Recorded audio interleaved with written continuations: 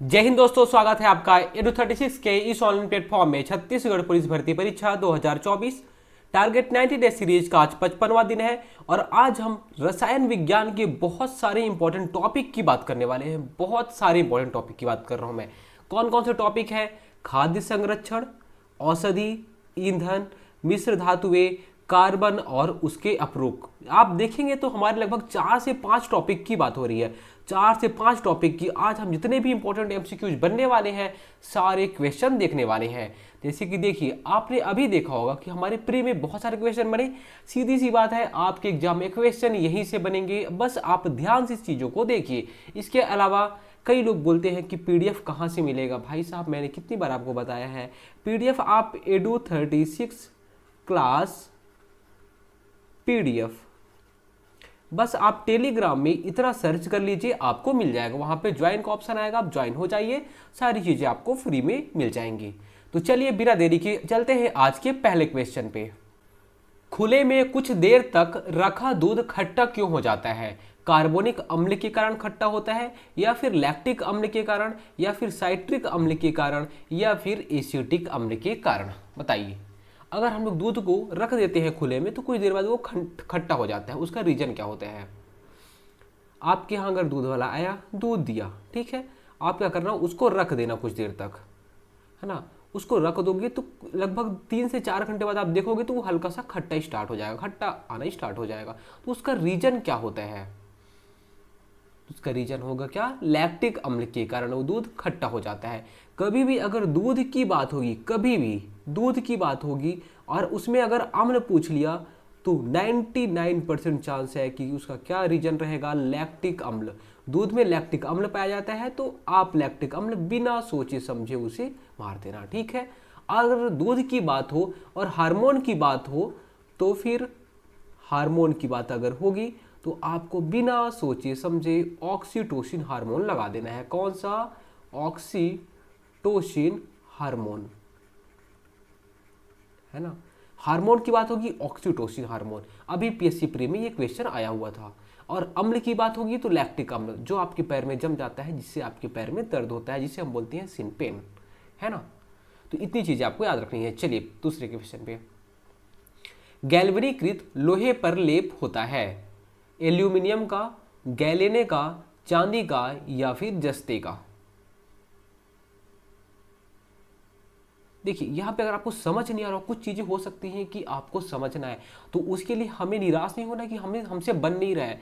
देखिए, यहाँ अभी आपकी सीखने की बात हो रही है, आपको छोटी छोटी चीज़ सीखना है, ठीक है। तो आपको सीखते रहना है। पेपर में आपका स्कोर अच्छा आना चाहिए, वो हमारे लिए मैटर करता है। आज हमसे नहीं बनता वो मैटर नहीं करता, कल हमसे बनेगा वो ज़्यादा मैटर करता है, ठीक है। तो हमें चीज़ों को सीखना है। बताइए, गैल्वेनीकृत लोहे पर किसका लेप होता है? हमने बचपन में 9th या 10th में साइंस की बुक में पढ़ा था। क्या पढ़ा था? लोहा होता है, लोहे में जंग लग जाता है ना। लोहे में जंग लग जाता है तो जंग ना लगे इसके लिए हम क्या करते हैं? लोहे में पेंट कर देते हैं। किसका पेंट करते हैं? तो जस्ते का पेंट कर देते हैं। किसका? जस्ते का पेंट कर देते हैं। जस्ता का जो पेंट कर देते हैं जिससे कि जंग ना लगे, इसे को ही हम क्या बोलते हैं? यसद लेपन बोलते हैं। क्या बोलते हैं? यसद लेपन, मतलब लेप लगा रहे हैं एक तरीके से। लोहे पर लेप लगा दिए, किसका? जस्ते का। जस्ते को क्या बोला जाता है? यसद बोला जाता है, इसलिए यसद का लेप लगा दिए, इसलिए इसे बोलते हैं यसद लेपन। और यसद लेपन को ही हम लोग इंग्लिश में बोल देते हैं गैल्वेनाइजेशन। गैल्वेनाइजेशन, ठीक है, आया समझ में? तो गैल्वेनीकृत लोहे पर लेप किसका होता है? जस्ते का होता है। D right answer. एस्पिरिन कहाँ से मिलती है? एस्पिरिन ये होती क्या है? ये दर्द जब होता है तो उसे दवा के रूप में लिया जाता है, एस्पिरिन जिसे बोलते हैं। तो जो एस्पिरिन दवा है वो कहाँ से मिलती है? पेट्रोलियम से, पृथ्वी से, एक पेड़ से, या फिर एसिडों की रासायनिक अभिक्रिया से? जो एस्पिरिन होती है ये दर्द निरोधक दवा है। कौन सी? तो दर्द निरोधक। जब हमें पेन होता है तो इसी को हम लोग लेते हैं, ठीक है। तो दर्द निरोधक दवा, जो दर्द निरोधक दवा है एस्पिरिन, वो कहाँ से बनाई जाती है? तो कहाँ से बनाई जाती है? एक पेड़ से। कहाँ से? एक पेड़ के लैक्टेस से। पेड़ के लैक्टेस से बनाई जाती है एस्पिरिन, आपको याद रखना है। जंग लगने पर लोहे का भार बढ़ता है, घटता है, वही रहता है या फिर अनिश्चित होता है? बताइए। जब लोहे में जंग लग जाता है तो उसका भार क्या होता है? बढ़ता है, घटता है, क्या रहता है? बताइए। तो जब भी कभी लोहे में जंग लगेगा तो लोहे का वेट जो होता है वो बढ़ जाता है। ए राइट आंसर। अभी हमने देखा था जब भी लोहे में जंग ना लगे तो उसके लिए हम क्या कर रहे थे? तो गैल्वेनाइजेशन एक प्रक्रिया है जिसका यूज कर रहे थे, जिसमें हम क्या कर रहे थे? जस्ते का लेप या फिर जस्ते का पेंट कर दे रहे थे। किस धातु से बनाई मिश्र धातु को हवाई जहाज तथा रेल के डिब्बे में पुर्जे के काम में लिया जाता है? तांबा का, लोहा का, एल्यूमिनियम का या फिर इनमें से कोई नहीं? कौन सी धातु से बनाई गई मिश्र धातु को हवाई जहाज और रेल के डिब्बे में के पुर्जे के काम में लिया जाता है? देखिए, लोहा रहेगा तो जंग लग सकता है ना। तांबा में भी। लेकिन आप देखेंगे जो एल्यूमिनियम होता है, एल्यूमिनियम में जंग ना के बराबर लगता है, इसलिए हवाई जहाज तथा रेल के डिब्बे के पुर्जों के काम में इसका यूज किया जाता है। सी राइट आंसर हो जाएगा। उसके बाद पीतल निम्न की मिश्र धातु है। पीतल किसकी मिश्र धातु है? बहुत बार एग्जाम में क्वेश्चन ये बना हुआ है। तांबा एवं लोहा, जस्ता एवं लोहा, तांबा एवं जस्ता, लोहा एवं निकिल। जो पीतल है वो किससे मिलके बना हुआ है आपको बताना है। तो इसका राइट आंसर हो जाएगा तांबा एवं जस्ता। अब आप इसे याद कैसे करेंगे, है ना? तो इसको याद करने के लिए आप ऐसे कर सकते हैं, पीतल बराबर तांबा धन जस्ता। ये तो अभी मैंने यहाँ पे बताया। आप ऐसे याद कर सकते हैं कि तल पर, तल ये जो सरफेस होता है उसे हम तल बोलते हैं, है ना। तल पर ताज, तो तल पर ताज ऐसे याद कर सकते हैं। ता से तांबा, ज से जस्ता, ठीक है। तल पर ताज, मान लीजिए तल है, ये जमीन है और जमीन पर किसी ने ये ताज रख दिया, ठीक है। तो तल पर ताज ऐसे आप याद कर सकते हैं, इसको हमेशा के लिए याद हो जाएगा। तल पर ताज, ता से तांबा, जा से जस्ता। आगे, स्टील की कठोरता प्रदान करने के लिए बढ़ाई जाती है। क्या बनाई जाती, किसकी मात्रा बढ़ाई जाती है? कार्बन की मात्रा, मैंगनीज की मात्रा, सिलिकॉन की मात्रा या फिर क्रोमियम की मात्रा? स्टील को कठोर करना है तो किसकी मात्रा बढ़ाई जाएगी? स्टील रहता है, पहले जो स्टील होता है वो हल्का सा मुलायम रहता है, ये बहुत मुलायम होता है, ऐसे टूट जाएगा स्टील जो होता है, ठीक है। तो स्टील में क्या चीज़ मिलाया जाता है कि ये एकदम स्ट्रांग हो जाता है? जो लोहा होता है उसमें क्या मिलाते हैं कि ये एकदम स्ट्रांग हो जाता है? उसका रीजन बताइए। तो उसका राइट आंसर हो जाएगा कार्बन की मात्रा। ज़्यादा नहीं मिलाते हैं, कितना? 0.4 से 0.5% के बीच में ही। सोचिए 1% भी नहीं मिलाते हैं तो भी ये इतना स्ट्रांग कर देता है लोहे को, ठीक है। तो स्टील में क्या मिलाते हैं कि ये कठोर कर देता है? तो कार्बन की मात्रा को मिलाते हैं और ये कठोर कर देता है। फलों के रस को सुरक्षित रखने के लिए निम्नलिखित में से किसका उपयोग किया जाता है? Acetic acid, formic acid, sulphuric acid या फिर सोडियम बेंजोएट? देखिए, फल के रस है, अगर आप इसको नॉर्मल रख दोगे तो खराब हो जाएगा, तो इसको सुरक्षित रखा जाता है। जैसे कि आपने देखा होगा माजा, है ना, फिर बोलते हैं माजा को गर्मी में भी ठंडी में भी जब मन होता है तब हम लोग पीते हैं। तो आखिर जो फल के रस है, जो भी सब्जियां हैं, सारी चीज़ों को, जो खाद्य पदार्थ जिसको हम लोग खाते हैं, उसे अगर सुरक्षित रखना हो तो हम लोग किसका यूज करेंगे? बहुत इंपॉर्टेंट क्वेश्चन है, बहुत ज़्यादा इंपॉर्टेंट क्वेश्चन है ये।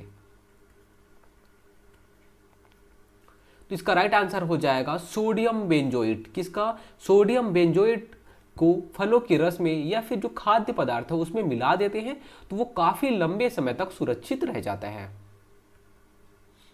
निम्नलिखित में से किसमें कार्बन नहीं है? हीरा, ग्रेफाइट, कोयला, उपरोक्त में से कोई नहीं।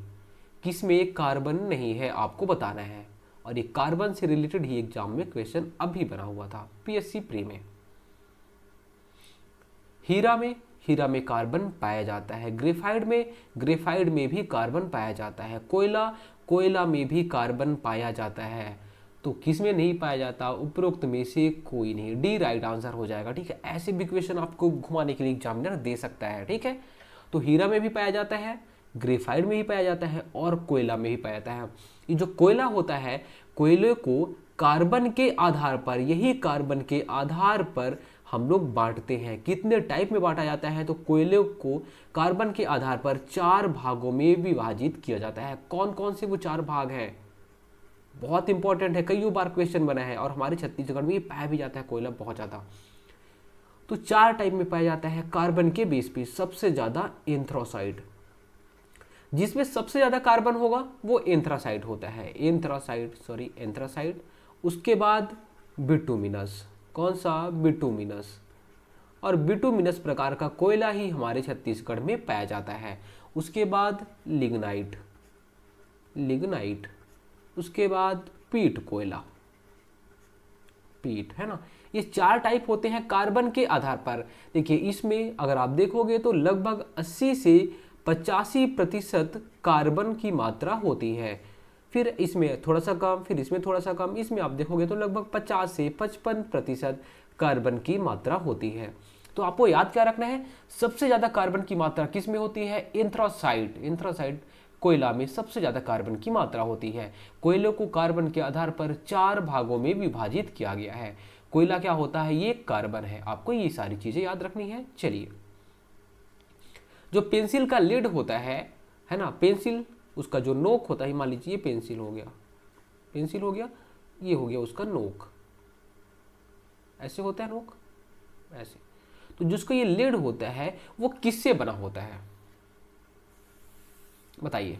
ग्रेफाइट, चारकोल, लकड़ी का कोयला जिसे बोलते हैं, या फिर लैंप ब्लैक, या फिर कोयला। तो जो उसका लीड होता है वो ग्रेफाइट से बना होता है। किससे, ग्रेफाइट से बना होता है। ग्रेफाइट क्या है, ये कार्बन का बना होता है, किसका, कार्बन का। तो जो पेंसिल का लीड होता है जो ब्लैक कलर का रहता है वो ग्रेफाइट से बना होता है, आपको याद रखना है। चलिए, निम्न में से किसे शुष्क बर्फ कहते हैं, निर्जलित बर्फ, ठोस कार्बन डाइऑक्साइड, पहाड़ों पर पड़ी बर्फ, या फिर ठोस कार्बन मोनोऑक्साइड। शुष्क बर्फ किसे बोलते हैं। बहुत इंपॉर्टेंट क्वेश्चन है ये, बहुत बार एग्जाम में ये क्वेश्चन बना हुआ है। शुष्क बर्फ किसे बोलते हैं, ठोस कार्बन डाइऑक्साइड को शुष्क बर्फ बोलते हैं। किसे, ठोस कार्बन डाइऑक्साइड, आपको याद रखना है, ठोस कार्बन डाइऑक्साइड को हम लोग क्या बोलते हैं, शुष्क बर्फ बोलते हैं। ये जो ठोस कार्बन डाइऑक्साइड होता है ये किस फॉर्म में होता है, देखिए जो एक्चुअल में जो ये शुष्क बर्फ होता है, होता क्या है, ये सूखा रहता है, सूखा रहेगा सॉलिड फॉर्म में, सॉलिड मतलब ठोस फॉर्म में रहेगा, ठोस रूप में रहेगा ये। उसके बाद ये क्या होता है, सूखा सॉलिड रहेगा, उसके बाद ये क्या करता है, सीधा सीधा गैस में कन्वर्ट हो जाता है। किसमें, गैस में कन्वर्ट हो जाता है। जो शुष्क बर्फ होता है वो सॉलिड फॉर्म में होता है और ये सीधा गैस में कन्वर्ट हो जाता है ना। तो इसे हम क्या बोलते हैं, शुष्क बर्फ बोलते हैं। ये ठोस कार्बन डाइऑक्साइड से बना होता है। इसका यूज बहुत बार एग्जाम में पूछ लिया जाता है कि इसका यूज कहाँ पे है। जो हम लोग आइसक्रीम खाते हैं ना, आइसक्रीम में इसका यूज किया जाता है, आइसक्रीम में इसका यूज किया जाता है। आपने देखा होगा जो बेचने वाले आते हैं उसमें से देखेंगे, अगर वहाँ पे जो भी आइसक्रीम रखा रहता है उससे फिर गैस निकलती रहती है ना।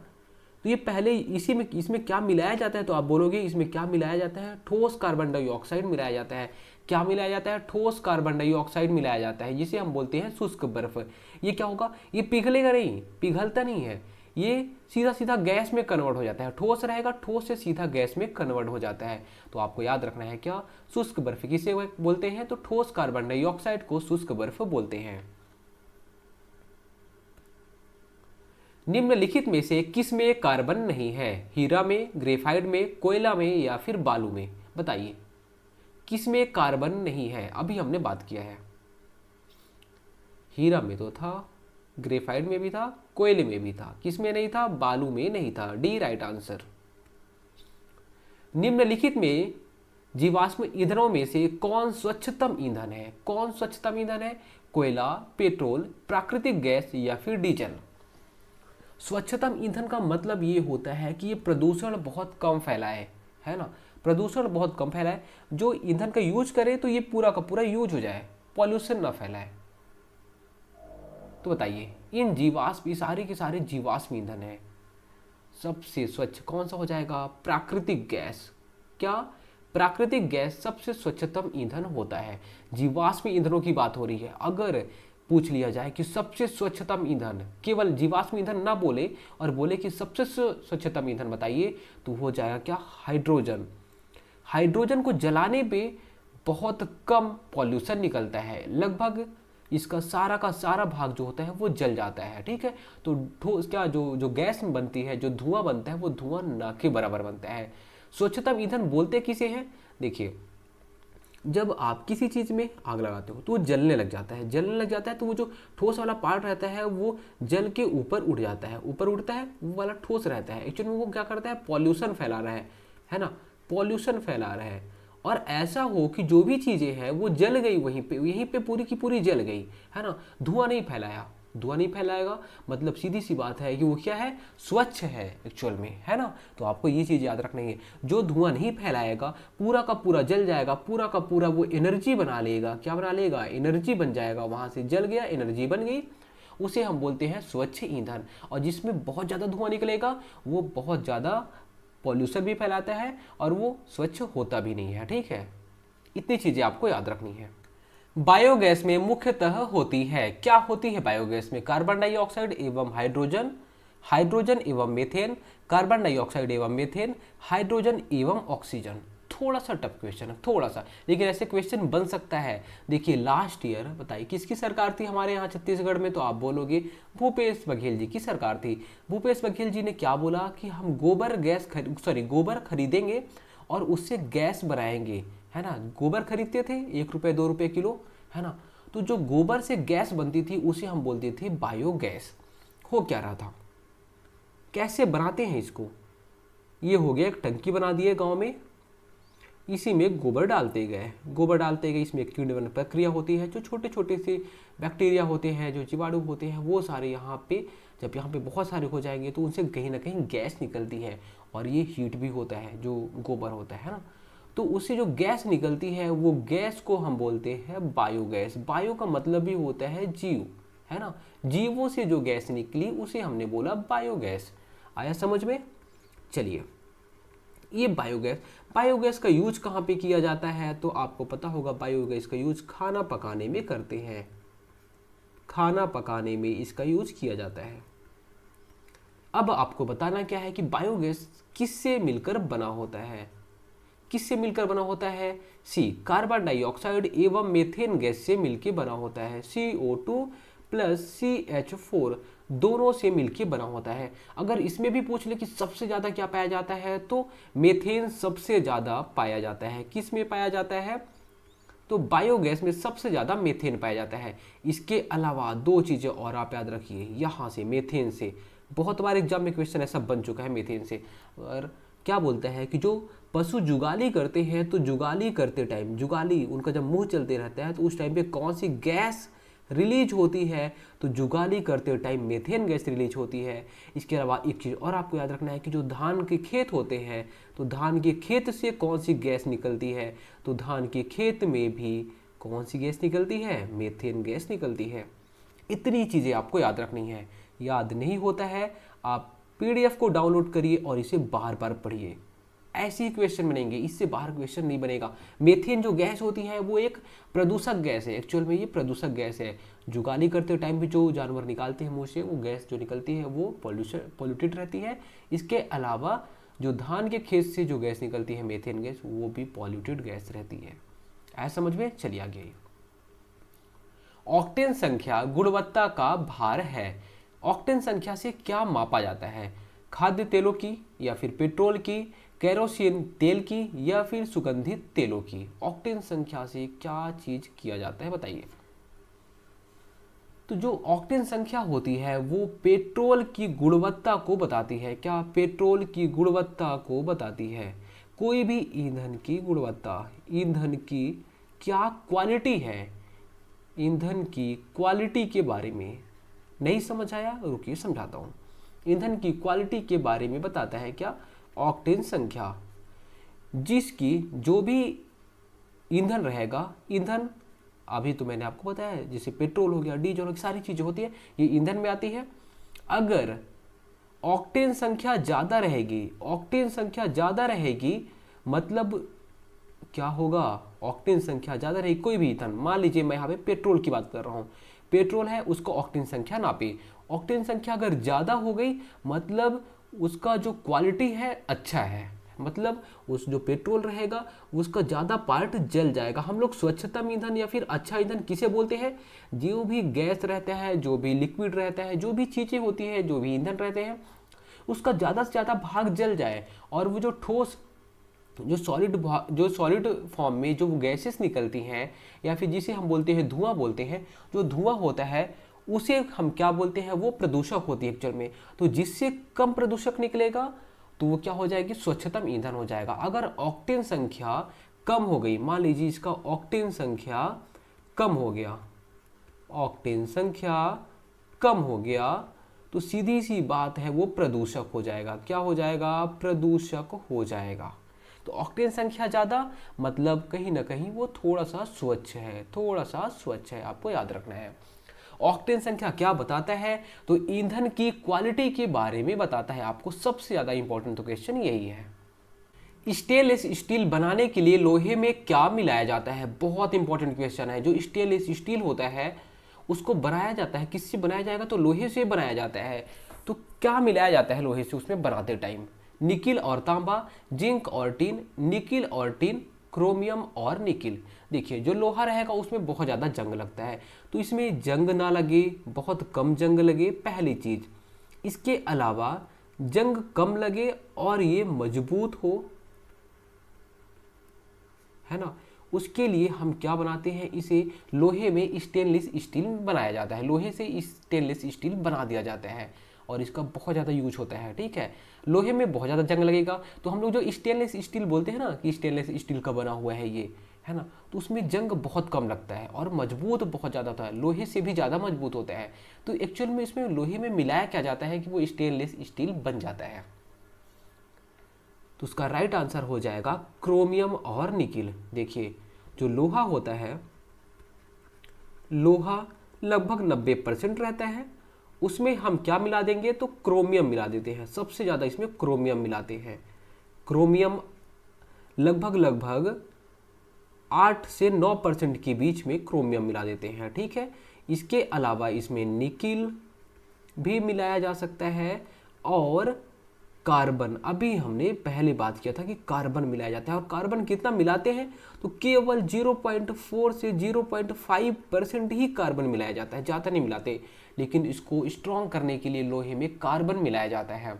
लेकिन देखिए अगर बोला जाए कि स्टेनलेस स्टील बनाने के लिए क्या क्या मिलाया जाता है लोहे में, तो लोहे में क्रोमियम मिलाया जाता है, निकिल भी मिलाया जाता है और कार्बन मिलाया जाता है। दोनों चीज़ें ज़्यादा इंपॉर्टेंट है, कार्बन बहुत ज़्यादा इंपॉर्टेंट है और क्रोमियम भी मिलाया जाता है, ये भी आपको याद रखनी है।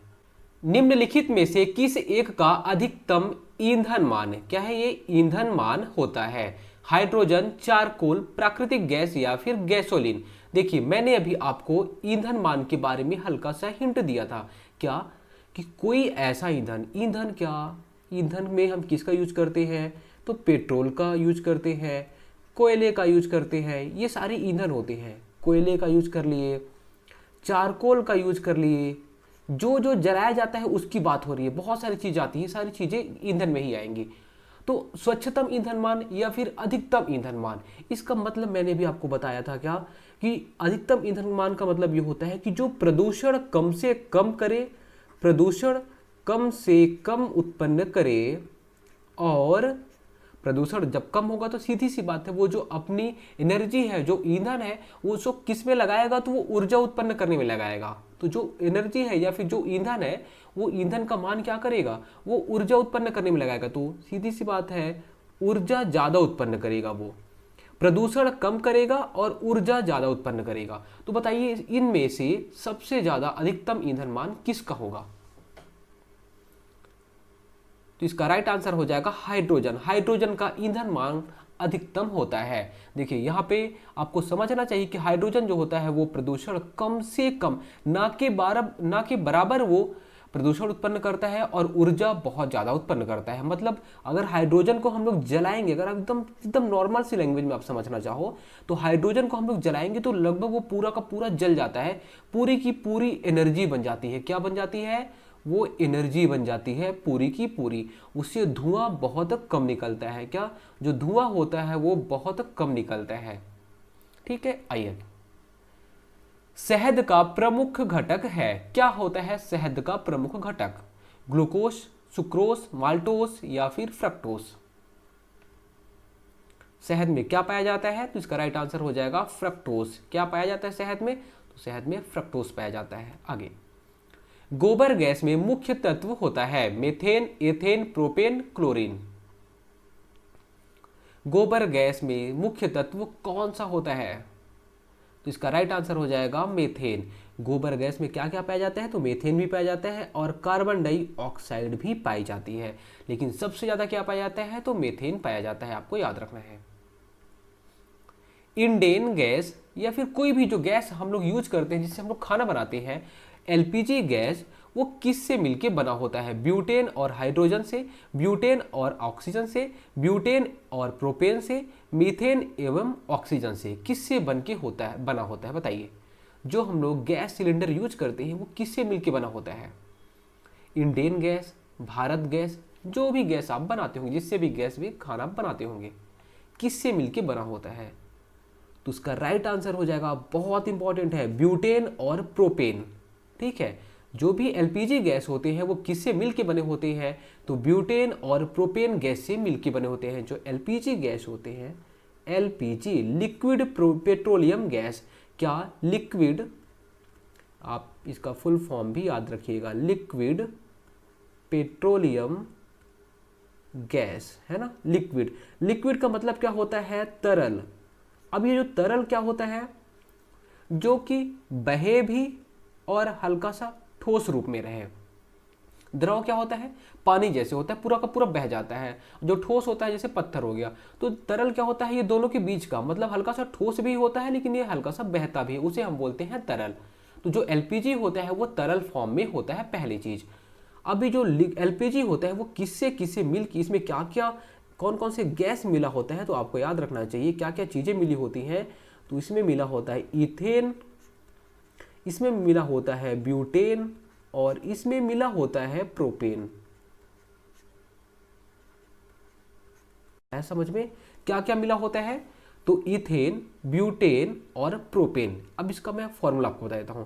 इसका फॉर्मूला वैसे पूछेगा नहीं, C2H4 इसका होता है, प्रोपेन का होता है C3H8 और जो ब्यूटेन होता है, ब्यूटेन का होता है C4H10, है ना। तो आप इसको याद नहीं करेंगे तो भी चलेगा, लेकिन आपको याद रखना चाहिए कि एलपीजी में क्या क्या, इथेन, ब्यूटेन और प्रोपेन, ये तीनों चीजों से एलपीजी गैस जो हमारे यहाँ आती है वो बनी होती है। निम्नलिखित में से कौन सा सामान्य प्रशीतक है? प्रशीतक मतलब फ्रीजर, ठंडा करने वाला। कौन सा सामान्य फ्रीजर है जिसको घरेलू प्रशीतित्रों है ना में प्रयुक्त किया जाता है? नियॉन, फ्रियॉन, ऑक्सीजन या फिर उपयुक्त में से कोई नहीं। मतलब ऐसा कौन सा फ्रीजर है जिसका हम लोग यूज करते हैं घरेलू यूज में? बताइए। तो जो हम लोग यहाँ फ्रीजर होता है ना, फ्रीजर, उसमें कौन सी गैस भरी होती है? तो फ्रियॉन गैस भरी होती है ना। कौन सी गैस? फ्रियॉन गैस भरी होती है, जो कि हमारे फ्रिज को ठंडा रखती है। आपको याद रखना है, फ्रिज जो हमारे यहाँ फ्रिज होता है, क्या होता है? फ्रिज। ये फ्रिज में कौन सी गैस भरी होती है ये भी आपको याद रखना है, कौन सी? फ्रियॉन गैस भरी होती है ठंडा रखने के लिए। सिलेंडरों में भरकर खाना पकाने वाली गैस की आपूर्ति किस रूप में की जाती है? तरल, गैस, ठोस या फिर घोल? बताइए। अभी हमने बात किया है जो हमारे यहाँ गैस सिलेंडर आते हैं वो किस रूप में होते हैं। गैस सिलेंडर आपको पता होगा ऐसे टाइप का रहेगा, है ना, ऐसे, फिर उसके बाद ऐसे, फिर उसके बाद ये हो गया गैस सिलेंडर। ऐसे ही होता है क्या? ऐसे ही होता है। इसमें जो भरा होता है वो किस रूप में, चीजें जो गैस होती है वो किस रूप में भरी होती है? जो चीजें होती हैं वो किस रूप में भरी होती है? तो यहाँ पे देखिए, आप गैस बोलेंगे, मुझे पता है कि 90% लोग बोलेंगे कि इसमें जो भरा होता है, अंदर जो भरा होता है वो गैस ही तो होता है, क्योंकि हम लोग जब जलाते हैं तो गैस निकलती है। लेकिन आप यहाँ पे गलत हो जाएंगे। ये किस रूप में भरी होती है? तो ये तरल रूप में। तरल किसे बोलते हैं? जो ठोस भी हो और द्रव भी हो, ठोस प्लस द्रव, इस रूप में होती है। जब यहाँ पे अच्छे से यहाँ पे क्या दाब बढ़ाया जाता है, दाब से भी जो ठोस और द्रव रहता है वो सीधा किस रूप फॉर्मेट में आता है? तो गैस के फॉर्मेट में हमें निकलता है, हम बाहर में निकलता है, उसे हम फिर जलाते हैं और खाना पकाते हैं। ठीक है, तो किस फॉर्मेट रहता है? तरल। तरल को हम बोलते हैं लिक्विड, इसीलिए तो बोलते हैं लिक्विड पेट्रोलियम गैस। आपको याद रखना है तरल। लेकिन देखिए, इसके अलावा अगर मैं आपसे एक क्वेश्चन और पूछूं कि जो हम लोग अभी कोविड का टाइम चल रहा था तो हम लोग बोले थे क्या कि यार ऑक्सीजन सिलेंडर की कमी है। वो जो ऑक्सीजन सिलेंडर होते हैं उसमें जो गैस भरी होती है वो किस फॉर्म में भरी होती है? वो आपको याद रखना है। ऑक्सीजन सिलेंडर में जो गैस भरी होती है वो एक्चुअल में वो गैस फॉर्म में ही होती है। कैसे? वो गैस ही होती है, लेकिन जो एलपीजी गैस होती है, जो गैस सिलेंडर रहते हैं, जो उसमें हम खाना पकाते हैं, वो तरल फॉर्म में भरी होती है। गैसोहॉल एक मिश्रण है गैसोलीन एवं मेथनॉल का, गैसोलीन एवं मेथनॉल का, गैसोलीन एवं प्रोपेनॉल का, मेथनॉल एवं एथेनॉल का। थोड़ा सा ये टफ क्वेश्चन आपको लग रहा होगा। गैसोलीन का मतलब होता है पेट्रोल, आपको याद रखना है क्या? पेट्रोल यहाँ पे इसका मतलब होता है ना। थोड़ा सा टफ क्वेश्चन है, ऐसे क्वेश्चन आने के चांसेस थोड़े से कम है, लेकिन वो टफ क्वेश्चन बनाने के लिए ऐसे क्वेश्चन डाल दिया करता है। देखिए, कभी भी जो 100 क्वेश्चन आते हैं ना, तो 100 क्वेश्चन में अगर आपका पेपर आएगा तो वो बहुत इजी आएगा तो 90 क्वेश्चन ही इजी आ सकता है। बहुत ज़्यादा एकदम इजी कर देगा, हद से ज़्यादा इजी कर देगा तो भी 90 क्वेश्चन इजी आएगा। 10 क्वेश्चन हमेशा टफ पूछता ही है। ठीक है, तो जो गैसोहॉल होता है वो किसका मिश्रण होता है? तो उसका राइट आंसर हो जाएगा क्या? गैसोलीन एवं इथेनॉल। बी राइट आंसर हो जाएगा। गैसोलीन मतलब पेट्रोल और एथेनॉल इसका मिश्रण होता है। खाद्य पदार्थों के परिरक्षण के लिए उपयोग में लाया जाने वाला रसायन है। जो खाद्य पदार्थ होते हैं उसको सुरक्षा करने के लिए हम लोग कौन सा रसायन उपयोग में लाते हैं? हमने इसके बारे में बात किया है। क्या? Sodium chloride, sodium benzoate, caustic soda या फिर गंधक अम्ल। इसका राइट आंसर आपको पता होगा सोडियम बेंजोइट। आगे, स्वचालित वाहनों में प्रयुक्त प्रदूषण नियंत्रण हेतु प्रयुक्त सीएनजी जो गैस होती है में कौन सा तत्व जो होता है वो उपस्थित होता है?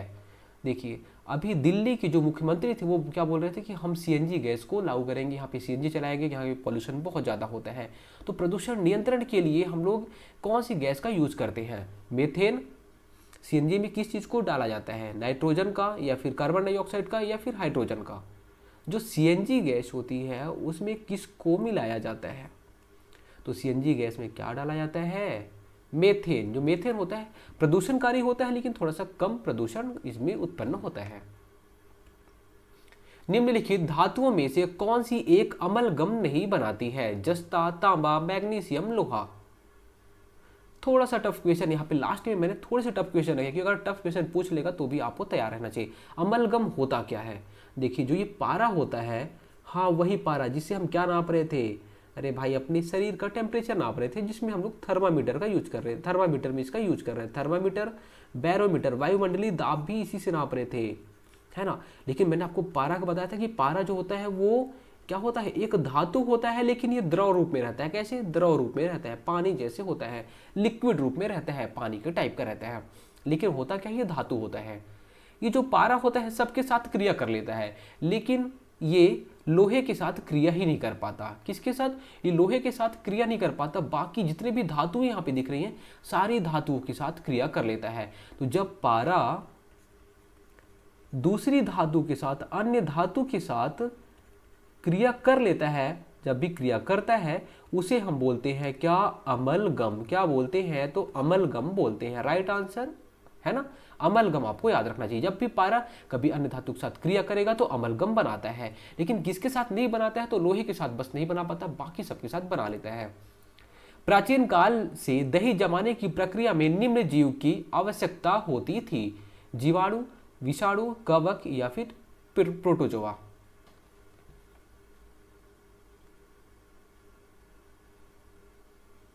तो इसका राइट आंसर हो जाएगा जीवाणु। देखिए हमने क्या बोला था, लैक्टोबैसिलस एक बैक्टीरिया होता है, जो लैक्टोबैसिलस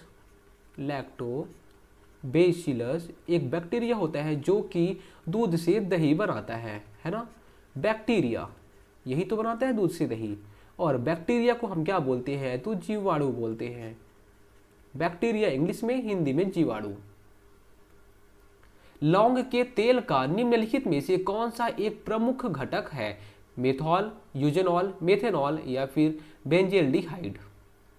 इसका राइट आंसर क्या हो जाएगा, लौंग का तेल किस में यूज किया जाता है, जब आपका दांत का दर्द होता है, दांत के दर्द में किसका यूज किया जाता है, लौंग के तेल में, या फिर इसको हम लोग साबुन में भी यूज करते हैं। लौंग के तेल को इसमें साबुन में भी यूज करते हैं, टूथपेस्ट में भी यूज करते हैं, और जो हमारे सजने धजने के जो सामान होते हैं उसमें भी यूज करते हैं किसका, लौंग के तेल का, है ना। टूथपेस्ट हो गया, साबुन हो गया, सारी चीज़ों में दांत के दर्द में लौंग को हम लोग यूज करते हैं। तो उसमें क्या चीज़ होता है, तो उसमें रहता है यूजेनॉल। कांसा मिश्रित धातु है, कांसा किससे मिलके बना होता है, तांबा एवं टिन, तांबा एवं चांदी, तांबा एवं जस्ता या फिर तांबा एवं सीसा। जो कांसा होता है वो किससे मिलके बना होता है, तो कांसा तांबा एवं टिन से मिलके बना होता है, तांबा एवं टिन से मिलके कांसा बना होता है, आपको याद रखना है। उसके बाद आज का last question, tetra ethyl lead petrol में मिलाया जाता है, क्यों मिलाया जाता है, टेट्रा इथाइल लेड ये पेट्रोल में मिलाया जाता है, क्यों मिलाया जाता है, इसे जमने से बचाने के लिए, जो पेट्रोल रहता है उसे जमने से बचाने के लिए मिलाया जाता है, या फिर इसका स्फुलिक बिंदु बढ़ाने के लिए, या फिर इसका एंटी नॉकिंग रेटिंग या फिर अपस्फोटन दर को बढ़ाने के लिए, या फिर इसका क्वथनांक बढ़ाने के लिए। बहुत टफ क्वेश्चन है, लेकिन ऐसा क्वेश्चन बनने के चांसेस कम है, लेकिन बन सकता है, आपको याद रखना है। पेट्रोल में क्या मिलाया जाता है, तो आपको याद रखना है टेट्रा इथाइल लेड मिलाया जाता है, क्यों मिलाया जाता है, इसकी एंटी नॉकिंग रेटिंग या फिर अपस्फोटन दर को बढ़ाने के लिए ये मिलाया जाता है। तो दोस्तों आज हम लोगों ने टोटल कितने क्वेश्चन देखे हैं, 30 क्वेश्चन देखे हैं। कितने, 30 क्वेश्चन, और बहुत इंपॉर्टेंट क्वेश्चन है, बहुत इंपॉर्टेंट क्वेश्चन आज हमने देखे हैं। यहाँ से क्वेश्चन बनेंगे, डेफिनेटली आपके एग्जाम में क्वेश्चन बनेंगे। दोस्तों क्लास अगर अच्छी लगती है तो अपने दोस्तों तक शेयर जरूर करें। धन्यवाद।